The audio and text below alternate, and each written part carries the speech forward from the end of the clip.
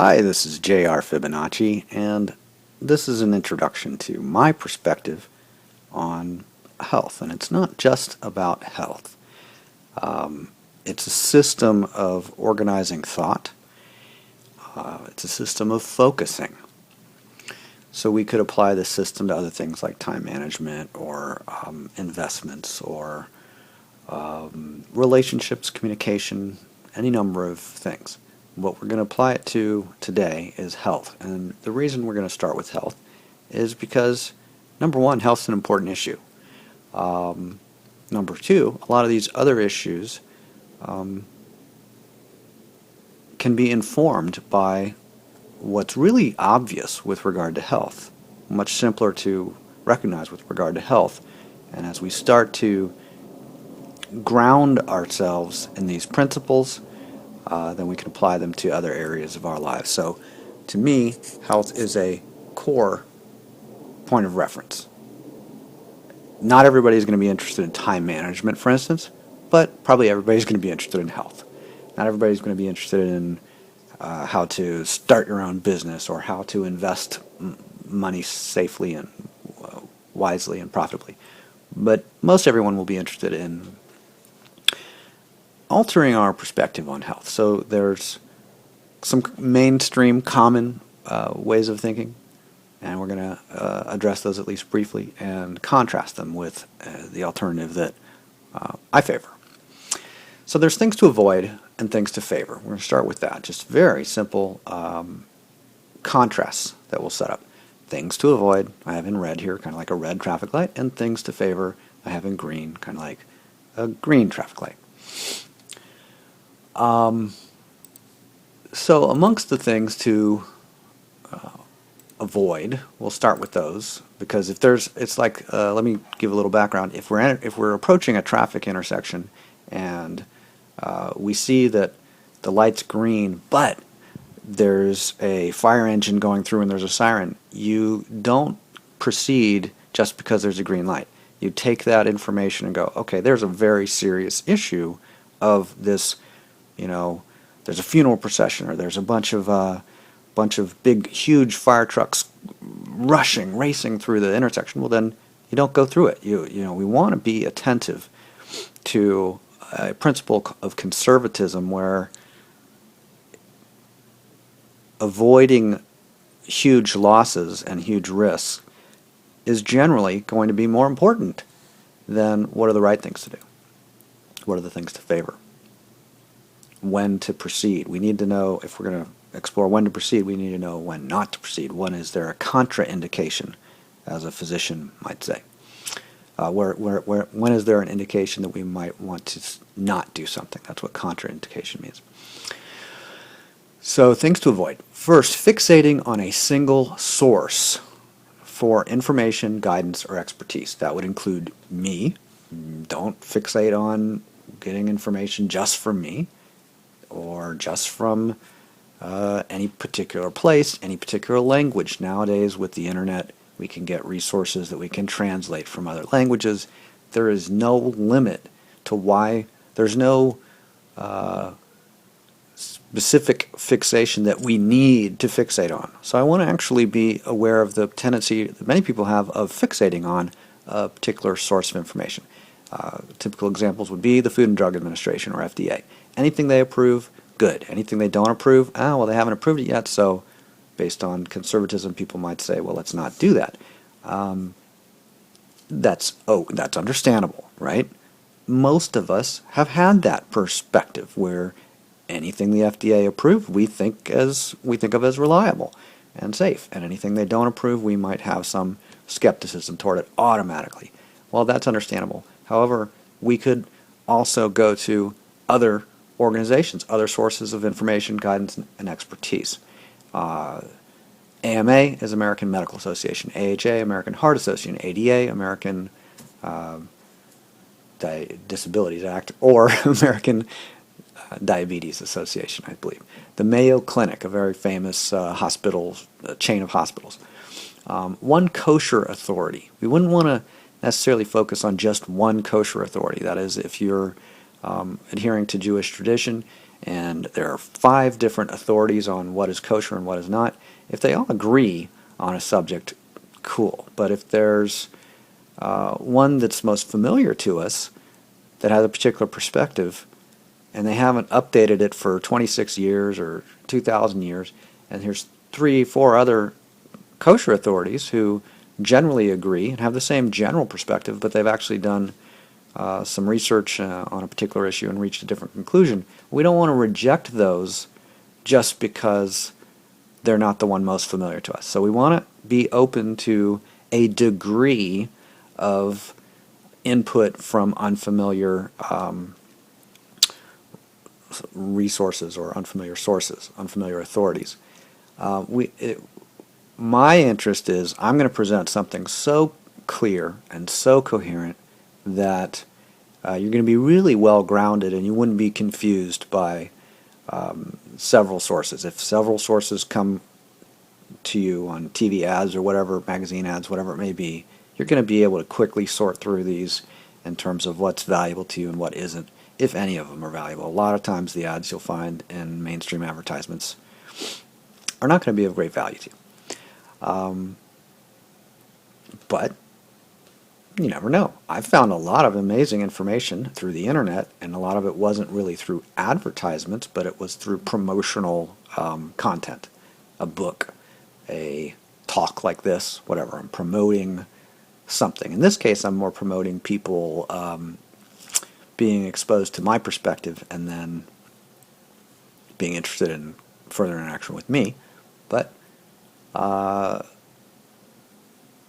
I'm also saying right from the beginning, let's not fixate on a particular source, on a single source only.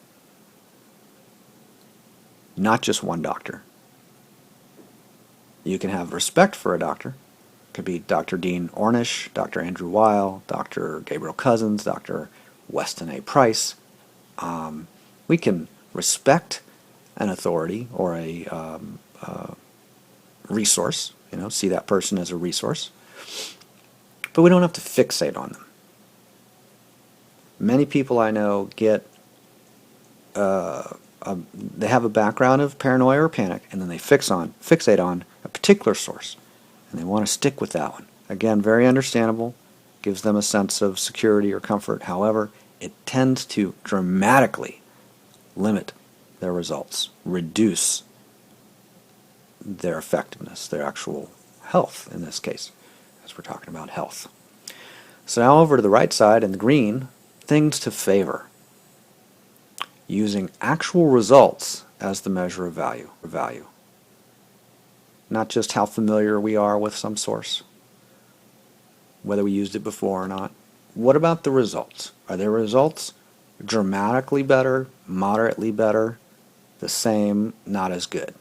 If they're not as good or about the same, then probably not that interested unless we're getting about the same results for a much less price. Maybe a method has similar results for a much reduced cost. Like I remember reading that the Arizona State University did some research on apple cider vinegar as it relates to diabetes patients who were interested in diabetes research. And they found that $25 worth of apple cider vinegar was approximately as effective as $2,000 worth of insulin injections. So maybe the results are better, not just in their, the result produced, but the time it takes to produce it, or the expense of producing it. So those are measurable things. Those are bringing science back to medicine is what I like to say. And when I say that, I don't want to get off into that too much right now, but we may find that a lot of what we call medicine is not scientific at all, or very little science in the mix. There's a small dose of science and a whole lot of dose of something else. I'll refrain from getting into that right now. So things to favor, again, using actual results as the measure of value, and knowing the results that you value. So it doesn't matter if somebody had great results in diabetes research unless you are interested in diabetes. Or you see some group that has great results with diabetes and great results with obesity and great results with cancer, and you don't have any of those things. However, you're concerned about health promotion, and they have some comments on health promotion, and because their results in those other areas were so favorable to you, then you may be interested in, well, what does that institution or that physician have to say about hair growth or skin health or fertility or whatever issue may be of more or less interest to you. So know the results you value. And the third thing down there, evaluating sources based on their relevance to you. So, you're using the actual results to measure value. You know the results that you value. And then you're going to evaluate a variety of sources, not just a single source, but a variety of sources. Maybe that's 2, maybe that's 4, but some variety of sources. You evaluate them based on their relevance to you, such as the documented results they've produced, reviews that other people have given them, whether it's a review of a book or a review from a patient or a review from somebody who read their article and did some additional research, and they make a comment on the integrity of the science. There could be testimonials from patients, of course, maybe even physicians trained with them, and then physicians use that same method, and 15 physicians trained with that particular institution, and then they applied this method, and they got dramatically favorable results. All 15 of them testify how wonderful the results were for their patients. Well, that's going to be interesting, right? Finally, evaluate sources based on the logic of the model. So this could be the least important, but what's the logic of the model? So are they talking about a relatively simple model, something that's precise, measurable? Is it a coherent model? For instance, is it using terminology, or can it be translated into terminology that is accessible to the average person? So if we say, if you drink, 2 ounces of what's in that jar right there, in the morning and in the evening for 2 weeks, then the following things are what happened for 20 out of 20 people that we researched, or 2,000 out of 2,500 people that we researched. Those are very coherent statements.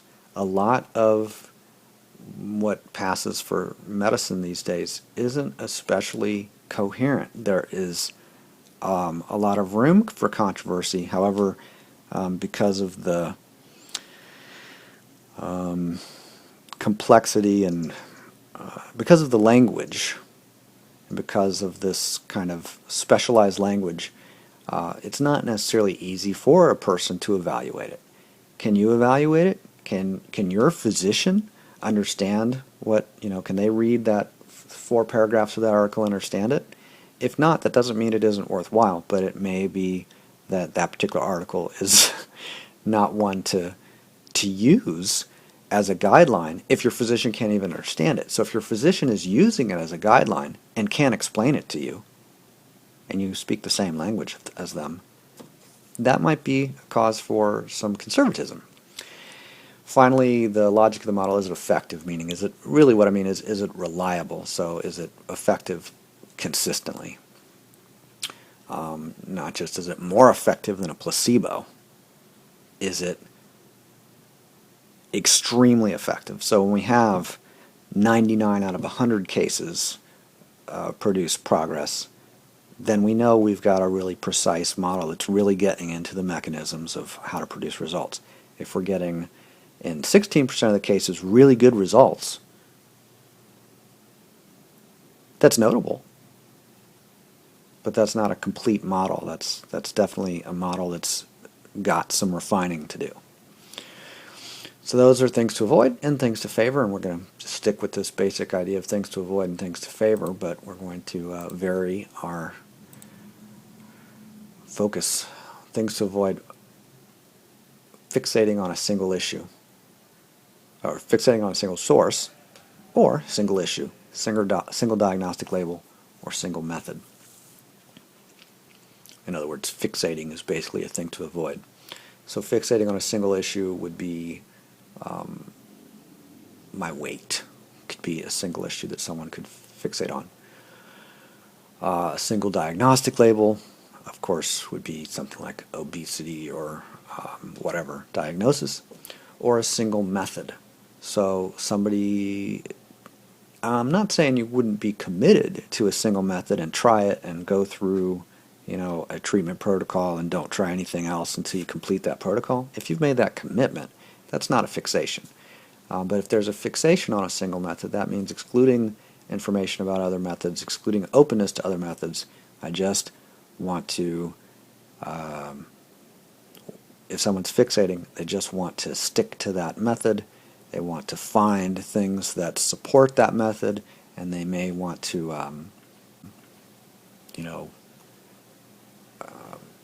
even take time to attack criticisms of that method, which is very strange. It's not promoting health. That's really getting interested in defending a particular method, which is not favorable. It's not promoting health. Things to favor: evaluating actual results, and I favor holism, meaning an integrated approach, including a clear hierarchy of priorities. That means the different results that someone would value. That would involve a variety of interventions or changes, a few things to add, a few things to decrease or stop, perhaps. And then also a practical focus on causes of health, rather than focusing on effects or symptoms. It's understandable to be attentive to symptoms, absolutely. However, at some point, we want to begin to focus on causes of health and measures of health.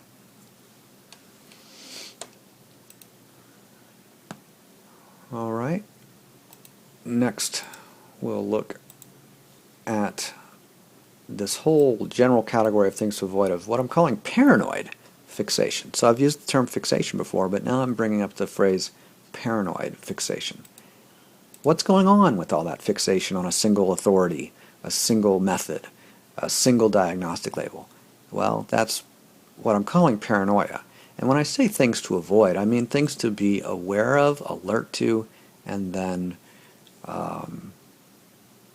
if they arise, if other people are demonstrating paranoid fixation, or if I notice my own tendency towards paranoid fixation, then I'm going to potentially want to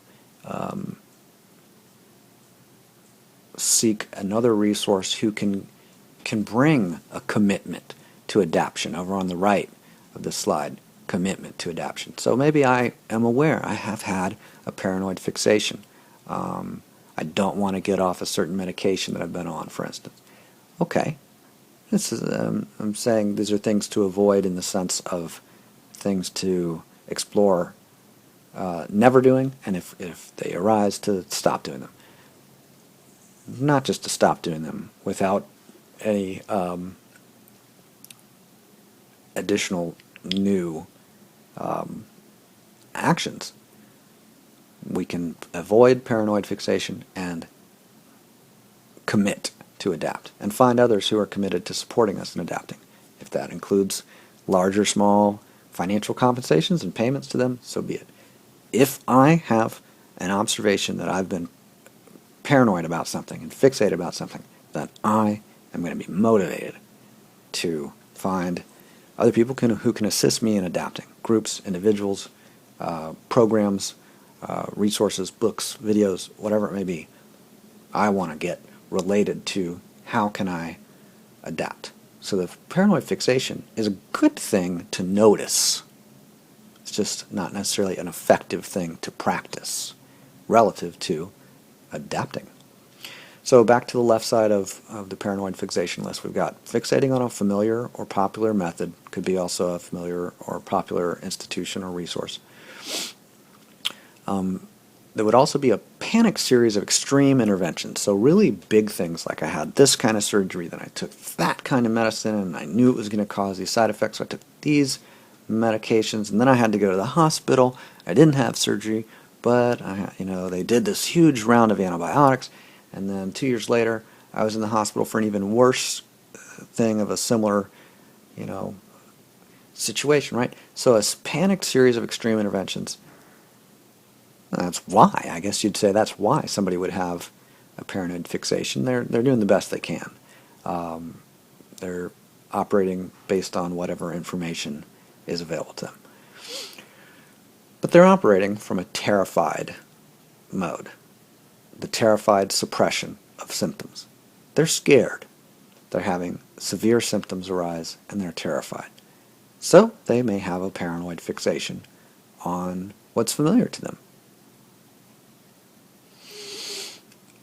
However, if their terror subsides a little bit, if their symptoms maybe are relieved a little bit, maybe they take that really extreme round of antibiotics or have that surgery or whatever, at some point a commitment to adaptation may arise, and we'll start to look over at the right side. And the top is in green, and then we have evaluating actual results. So we're going to evaluate a variety of alternatives based on their actual results. Somebody who's in a mode of panic or paranoia is not likely to take some time to even a minute to evaluate calmly some contrasting results. We're interested in evaluating results.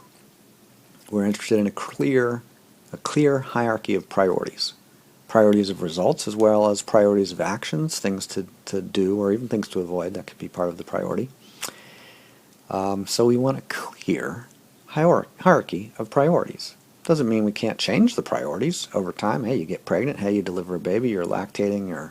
Then you're 5 years after you stop, after you wean the child and are no longer, maybe you have menopause or whatever kinds of issues someone might encounter. Well, as life goes on, their priorities will change. So the hierarchy will remain, but it will just be a different sequence. It might be the same stuff in the sequence, just a different sequence of what's most important. And finally, really kind of the key point in the background here is focusing on health and focusing on causes of health. What causes health? What has caused health for billions of years? What has caused health for hundreds of millions of years, for a variety of species? What causes health for every human, or for every pregnant female, etc., human? As we get more and more specific about, my condition, that can be more difficult to know what to do. If we study anthropology and biology, epigenetics, if we study some of, even just a little bit of these fields, biophysics, cell chemistry, cellular chemistry, molecular biochemistry, and so on, if we study a couple things, some actual results, some actual tests, we can see every tissue in the organ might be promoted. The health of every tissue in the organ might be promoted by certain practices. So we want to start with really broad things that we're really confident are going to have a tremendous value for most any situation, a veterinary situation with your pet or livestock, your own health. If we're dealing with things that are very broad, we can be really clear. We're not going to get caught up in arguing over points, because we're going to be dealing with points that are extremely simple and extremely logical and have billions of years of evidence behind them, or millions of years, thousands of years, or hundreds of years. Anything that's less than 100 years of evidence, well, might be worth considering. But let's consider the things with millions of years of evidence before we consider the things with dozens of years of evidence, just for for point of clarity. Like, get the basics and the foundations, the causes of health clear. So what fundamentally causes health, and then on down the line of things that also cause health but are pretty minute. So iodine, I've found, is really important. Water, we know, is very important. Let's say in a protein or fat or something very broad, these are important. But L-glutamine, which is a amino acid, or vitamin B17, well, we can get into that level of precision after we've got the basics covered. So we want to get elemental basics like the minerals, the elements, and then we can get into compounds, vitamins, protein chain, fatty acid chains, and all these kinds of things, right? Let's start really with the basics. All right, moving to the fifth slide. Really all we're doing is adding this block at the bottom on the left. The thing to avoid is paranoid fixation, which is a focus on disease. It's a paranoid, fixated focus on disease or on diseases. Remedying a particular disease or a group of diseases, preventing disease, and promoting sterility, such as not just the inability to reproduce, but sterility of the skin, because we're going to wash off all the germs over and over and over. For those who've worked in healthcare industry jobs like I have, there's rules for cleanliness and hygiene. Those are understandable rules for those jobs. However, people who are constantly exposing themselves, the healthcare employees that are constantly exposing themselves to people who are ill, may want to, in addition to always cleaning so much, take some time to really get in the mud, to really go back to the basics of the ocean and mud, and where vitality is present, as opposed to the sterility of a lot of industrial health facilities, like hospitals and clinics and doctors' offices and so on, even schools with their nurse's office. They're really focused on sterility and disease, which goes back to disease. They want to prevent disease and they want to remedy disease. That's understandable, but let's decrease our attention to that paranoid fixation. I put at the top left there, things to avoid. Well, I don't mean avoid in an absolute sense in this case. I mean it in a relative sense. So we've got focusing on disease, promoting sterility. On the right, in green, focus on promoting health. I've already talked about this, focusing on vitality, aliveness, enduring aliveness, not just a high that lasts for 2 hours or 2 days, but health practices that allow for people to have energy throughout the day, allow them to rest easily and rest deeply and well, and then get up the next day and week after week, month after month, year after year, have vitality, aliveness, clarity, and health. A lot of the issues that I personally have had, and a lot of the issues that I personally had have been summed up in 2 words: brain fog. This is a background issue when we're talking about paranoid fixations. Those who have what we might call brain fog, or incoherence, or lack of intellectual rigor, because there's this fogginess, there's this jumping from thing to thing, this desperation, this paranoia, this panic. Well, that's a big concern. So a contrasting concern would be a focus on clarity, calmness, coherence, effectiveness, actual results, clear hierarchy of clear priorities, the causes of health, how to promote health, how to best adapt. It goes back to commitment to adaptation. Things to favor, commitment to adaptation in the top right. Make a commitment to adaptation. Make a commitment to noticing any practice of paranoid fixation and adapting.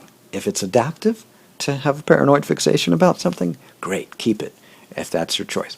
Otherwise, we can relax patterns of paranoid fixation and adapt by exploring new behaviors, new conversations, new relationships, new practices, new things to read, new resources, new sources of information.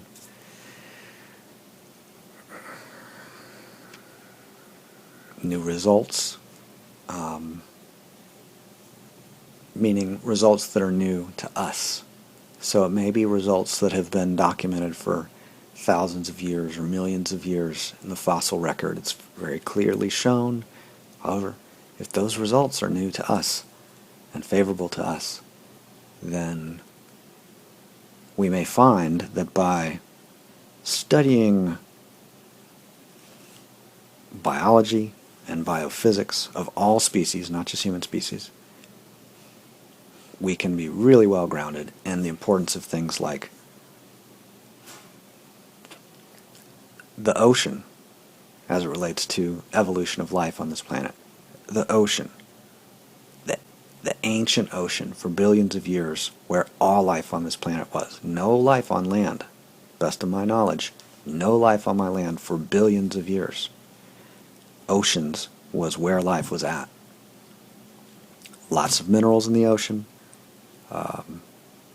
The sunlight hits the ocean and the lightning can strike the ocean, causing an ionizing of or energizing of water. That's an important thing. That ocean plasma is what plants and animals had to take with them for them to bring life to the land. When plants went to the land, they had to create ocean plasma out of minerals in the soil and water from rainwater or whatever it may be. And then land animals could go onto land farther away from the ocean. Why? Because they had these plants with something really similar to ocean plasma in the plants. You eat the plants and you get the ocean plasma. So that's what those first land animals did. Then another wave of land animals, these that eat other land animals, which have ocean plasma in them, where in their blood, in their tissues, in their intercellular fluid. In me, right now, I've got lots of ocean plasma or something really close to ocean plasma in my blood, in my cells, between my cells, all over the place. So we want to be attentive to things like the importance of ocean plasma to evolution, the idea that there are no digestive systems on this planet designed for cooked food. They're all designed for raw food and various kinds of raw food. In the case of various digestive systems, like a cow is quite different from a tiger. A Venus flytrap has an actual digestive system. That's a plant, by the way. So, a carnivorous plant. It eats insects. So cells absorb and digest and have things coming in and going out, and cells take things apart and reassemble things. That's what's going on with life. So we want to get really related to these basic issues, things that have been safe to eat for 10,000 years or more, or things that have been safe to eat for at least a few centuries, a few hundred years. Clearly established to promote health, be safe to eat. Now, when we do research on these things, when an anthropologist does research or when anyone else does research, we other than archaeological records of things like fossils, where if we're looking at the teeth of a 600-year-old skull, well, we can make comments about the teeth and we can make comments about the bone, but we can't make as much comment as we can about a primitive tribe that lives today, where we can actually take blood tests and we can observe their athletic ability and their lifespan and their clarity of their vision. Why do you have all these people with narrow jaws and eyeglasses in one culture, and in another culture everybody has really wide jaws and lots of oxygen to their brain and lots of oxygen in their blood, and they have better than 20/20 eyesight in most cases? Well, that would be kind of an interesting thing to study, perhaps. So, this is again just an introductory thing. I had mentioned at the very beginning that this is going to be about health, but some of the same logic that I'm presenting here, we can use this simple contrasting of things to avoid and things to favor as it relates to many parts of our lives, things that we want to do less, things that we want to do more, results that we want to produce less, results that we want to produce more. Hope you've enjoyed this. I have lots of background information on what I call the demon worship of those who focus on disease. They relate to an individual diagnostic label of a particular disease as a demon, and then they worship it with their attention, attempting to fight it, to prevent it, to remedy it, rather than to promote health. So they're not what I would call operating from a mode of deep-rooted faith and commitment to adaptation. They're demon worshippers operating inside of a model, conceptually, of paranoid fixation. Understandable. There's panic. There's fixation. There's paranoia. However, there is an alternative. There are practices that promote health, that promote a worldview, you might say, of holism, as opposed to reductionism or fixation on a particular group's historical recommendations, or a particular author's recommendations, or a particular method, a particular issue. Ocean water, I think, is an important issue. Eating high-quality foods raw, I think, is an important issue. Eating, which foods are high quality and which foods are best to avoid, another important issue. Within the mode of commitment, we can have a hierarchy of important issues. Electrons, pH and voltage, really the same issue. How many electrons are in a person's body, in an organism, in an animal, in a different circuit of an individual's body, the front of the body, the left and right. There's a variety of different circuits electromagnetically, and the voltage can vary within them. There's issues like loss of electron through mercury amalgam fillings. That's a big thing to avoid, in my understanding. So we've got things to avoid, or if you have mercury amalgam fillings already, something to replace with porcelain or some other kind of filling that is not a conductor of electricity that's going to lose voltage for people. So I want to be clear and take actions that I can actually measure. I know here's the things that I'm doing, here's the results that I'm getting. Some of it's obviously very subjective, but in other cases I can look at what's going on in my life, in my workplace. Am I more productive after I changed a certain dietary thing, after I stopped smoking or whatever it may be, after I stopped taking a certain medication and started taking apple cider vinegar and shots every morning? I mean shots through the mouth, not shots in a needle. So I want to start, or other people's feedback to me. What do other people say to me? I haven't seen you in a year. Wow, you seem really healthy. Your skin looks really good. Are you doing something different? So if you're getting feedback like that from people, that's worth noticing, right?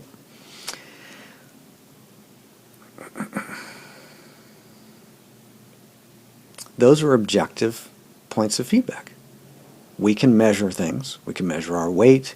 We can measure our ability to, our lung capacity, our ability to breathe out. How long can we hold our breath? Generally, that would be associated with health, right? If somebody can only hold their breath for 20 seconds or 35 seconds and they can double that or triple that in a few months based on some new practices, that could be really interesting. So, I feel complete as far as what I had in mind to say. This is about the focus on promoting health as distinct from a focus on disease and sterility. And we could also say, since I bring up sterility, focus on promoting health and reproductive productivity, reproductive effectiveness, reproductive capacity even. Focus on promoting health and not just of one generation, but of descendants of ongoing generations. That is one of the crises that is here in modern times. Is there's this tremendous focus on disease and sterility and some tremendous failures, frankly, in the mainstream medical system's results. Especially relative to the results that are available through certain alternatives, certain practices that have thousands of years or millions of years of documented success. For those who are interested in interacting with me further, or first of all, you're welcome to share this video with others, but also if you're interested in interacting with me further, again, my name is J.R. Fibonacci, and you can reply to this video. If it's on my YouTube channel, that's 144JR144. You can message me, make a comment. If you're seeing this on my blog, make a comment. Thanks for your interest, and good luck in your commitment to adaptation and promoting health.